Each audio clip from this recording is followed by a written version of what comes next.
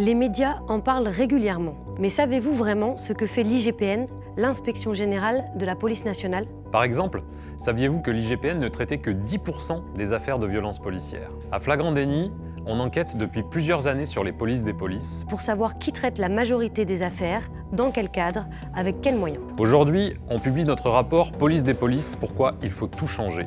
Il vient rejoindre les voix qui affirment depuis longtemps que l'impunité policière croît en France et qu'il faut tout changer.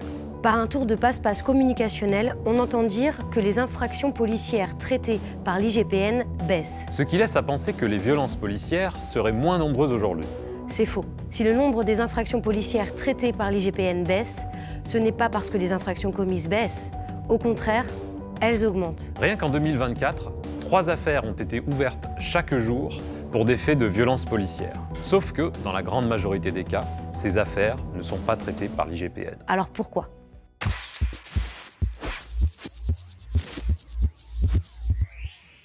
Bonjour, nous c'est Flagrant Déni, une ONG française qui s'attache à observer la façon dont la justice traite les affaires de violences policières. Après avoir découvert que seulement 10% des affaires de violences policières étaient traitées par l'IGPN, on a voulu savoir ce qui se passait avec les 90% restantes. Cette enquête, elle est aussi née parce qu'on a fait le constat d'un trop grand décalage entre ce qu'on connaissait de la réalité des violences policières et les déclarations politiques qui affirment, selon les cas, qu'on ne peut pas parler de violences policières ou qui les minimisent en s'appuyant sur le chiffre ridiculement petit de plaintes prises en charge par l'IGPN.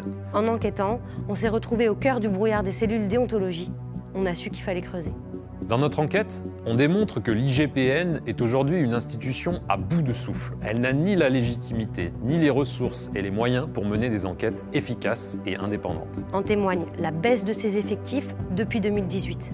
En 2024, l'inspection affiche le nombre d'agents le plus bas depuis qu'elle rend compte publiquement de son activité. Et ce manque est particulièrement criant au pôle chargé des enquêtes administratives et judiciaires, où plus du quart de l'effectif théorique n'est pas pourvu.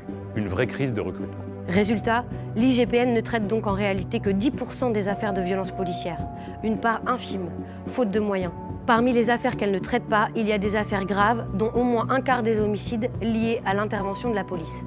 Que deviennent-elles alors, ces 90% d'affaires de violences policières restantes? Elles sont traitées notamment par des cellules déontologie, des services internes aux services locaux de la police, et leur fonctionnement est encore plus opaque que l'IGPN. Il en existe des dizaines en France, et ils n'ont d'ailleurs pas toujours la même appellation.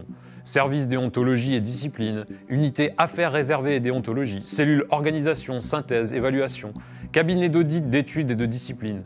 Leurs enquêtes se font avec une dépendance encore plus forte à l'institution et à la hiérarchie policière, et avec des moyens encore plus faibles que ceux de l'IGPN.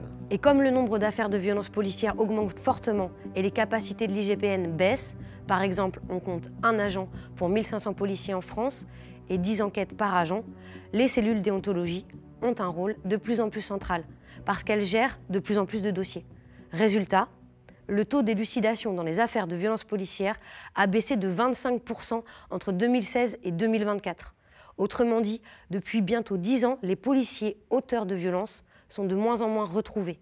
C'est ce que prouvent des chiffres inédits du ministère de la Justice que nous publions dans notre enquête. Dans les enquêtes des cellules déontologie auxquelles nous avons pu accéder, une constante émerge.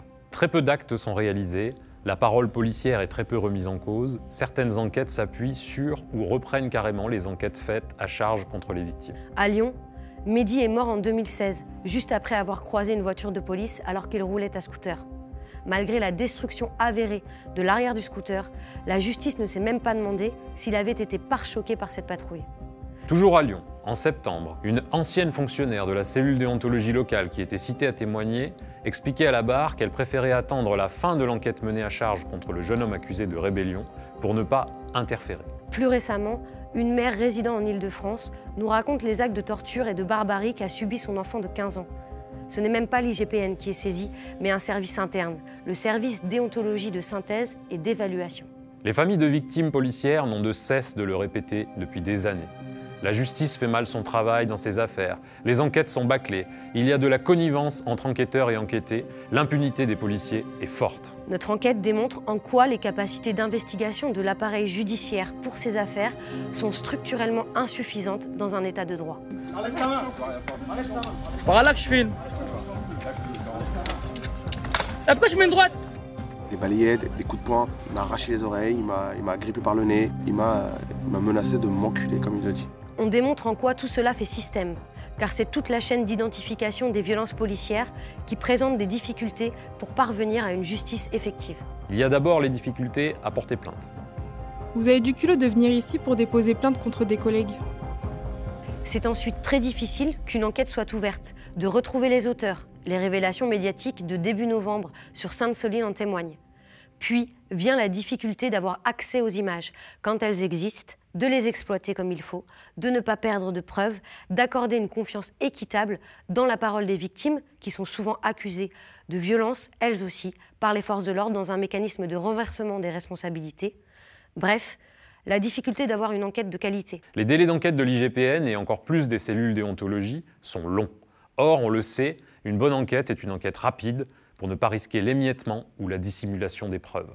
En principe, les enquêtes menées par des collègues directs de ceux mis en cause sont prohibées par le droit européen. C'est pourtant ce qui se passe lorsque ces enquêtes sont prises en charge par les cellules de déontologie. Donc, la France est hors la loi dans le traitement d'une part énorme des affaires de violences policières qui sont confiées à des services d'enquête locaux placés sous la tutelle des directeurs départementaux de la police. C'est une situation juridiquement scandaleuse. Le directeur départemental de la police, d'une main, commande les policiers, par exemple, comme en maintien de l'ordre, il donne des ordres directs sur les ondes radio, et de l'autre main, il commande le service censé enquêter sur ces mêmes policiers, et parfois même sur les ordres qu'il a lui-même donnés. Bref, le supérieur hiérarchique est le même pour l'enquêteur et le mis en cause, ce qui est intenable en pratique. On parle de double dépendance parce qu'il y a la dépendance verticale, puisque toute la chaîne est placée sous l'autorité du ministère de l'Intérieur, mais aussi une dépendance horizontale, puisque lorsque les cellules déontologie sont chargées des enquêtes, elles sont réalisées par des collègues qui peuvent connaître les mises en cause. Les cellules de déontologie, c'est des policiers qui vont soit enquêter, soit superviser les enquêtes visant d'autres policiers qui appartiennent à la même direction qu'eux. Donc il y a une proximité. Ils ont un supérieur hiérarchique commun, très proche. Parfois il y a aussi une proximité géographique, ils sont dans le même bâtiment. Donc forcément, leur enquête va être entachée d'un soupçon de partialité.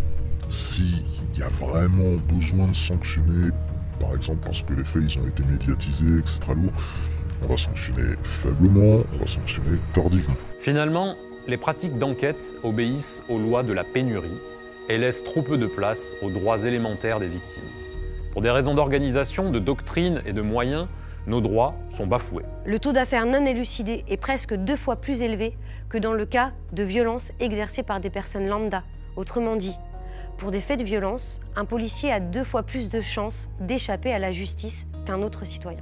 Retrouver les auteurs, c'est le b.a.-ba de toute enquête pénale. Dans la moitié des cas de violences policières, ça n'est plus assuré. La spectaculaire affaire de Sainte-Soline a fourni un énième exemple de cette réalité statistique. 2 ans et demi d'enquête, 2000 vidéos, 500 photos, des dizaines de témoignages, des expertises. Et la justice n'a pas été capable d'identifier un seul policier responsable. Malgré la pression exercée par l'exposition médiatique du dossier, la retranscription des preuves vidéo a été tronquée par le service d'enquête. Notre rapport formule 6 préconisations qui visent à un meilleur traitement des plaintes des victimes, ainsi qu'une transparence totale sur les affaires de violence impliquant les forces de l'ordre. D'autres préconisations vont dans le sens d'un service de police des polices doté de ressources adéquates, adossé à un corps d'officiers de police judiciaire indépendant de toute forme de tutelle du ministère de l'Intérieur. À chaque fois, des exemples européens montrent que sous réserve de volonté politique, ces changements sont possibles. On le voit, le gouvernement a de plus en plus recours à sa police, qui est de plus en plus violente. La justice fait de moins en moins son travail, alors il faut transformer la loi. Nous interpellons les parlementaires pour que ce sujet devienne une priorité. Aujourd'hui, notre rapport pose ces questions. Qui sont et que font exactement les cellules déontologie? Pourquoi les parquets, les procureurs de la République sont-ils si peu enclins à poursuivre les policiers? Comment leur donner plus d'indépendance? Comment revenir vers un taux d'élucidation des affaires acceptable dans un état de droit? Il faut une enquête parlementaire pour pouvoir y répondre. Ce qu'on présente nécessite encore plus de lumière publique, avec une réelle volonté politique. La balle est dans le camp du législateur. Flagrant délit est né au moment des Gilets jaunes. D'abord, au sein d'un collectif d'observation des pratiques policières et ses dérives, nous sommes désormais une ONG d'investigation et de soutien aux victimes. Notre équipe compte 3 salariés à mi-temps, de nombreuses collaborations et beaucoup de bénévolat. Le cœur de nos actions, c'est de décortiquer le travail que fait la justice sur la police et d'identifier tout ce qui tente à fabriquer de l'impunité policière.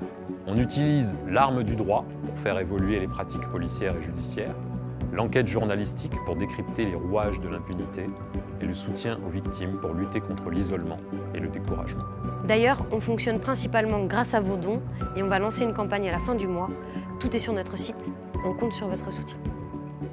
Après la publication de cette enquête, le patron de l'IGPN, Stéphane Ardouin, a critiqué sur BFM un rapport qu'il juge militant, tout en annonçant renforcer le contrôle des cellules de déontologie. On ne va pas déjà faire un procès d'intention en pensant que ce sont des policiers qui font mal leur travail. Et je le rappelle, ce sont les procureurs qui saisissent ces cellules de déontologie.